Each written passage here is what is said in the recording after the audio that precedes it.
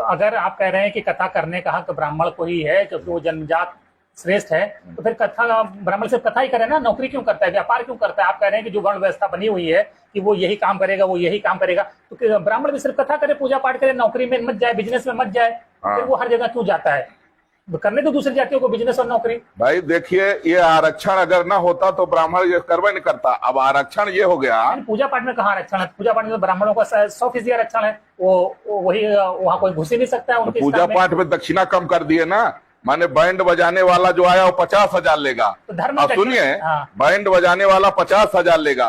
अब पंडित जी जो है तो रात भर जो है शादी कराए, उनको कितना मिला? 500 मिला। तो ये बताइए पंडित जी के जो बाल बच्चे हैं वो कहाँ जाएंगे?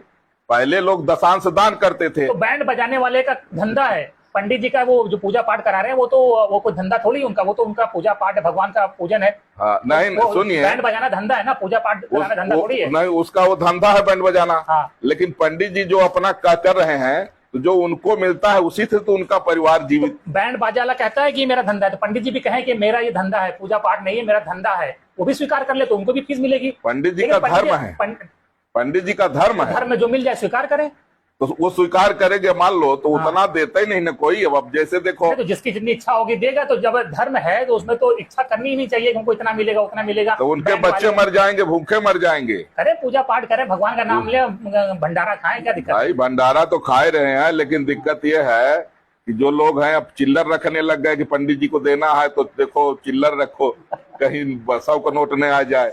इसलिए महाराज जी, मेरा ये मानना है, आपकी बातों में मेरा ये मानना है कि कोई भेद नहीं होना चाहिए। जो योग्य है उसको हर वो काम करना चाहिए जिस काम के वो योग्य है, जाति के आधार पर किसी को नहीं रोकना। ये बताइए जी, जैसे प्रधानमंत्री के योग्य तो बहुत लोग हैं, ठीक बात है, लेकिन जो चुना गया है वही प्रधानमंत्री मोदी जी। पोस्ट तो एक ही है, सुनिए, मोदी जी के जगह और उनसे योग्य भी लोग हैं, लेकिन मान्यता तो केवल जो चुना गया है वही, भगवान के द्वारा जो चुना गया है। मोदी जी ओबीसी है, पिछड़ी जात से। अगर उस हिसाब से तो आपके हिसाब से तो प्रधानमंत्री का सबसे बड़ा पद वहाँ ब्राह्मण ही होना चाहिए। फिर तो नहीं, ये बात नहीं है, देश चलाने का योग्य थे इसलिए पिछड़ी जात के होके भी बैठे हैं।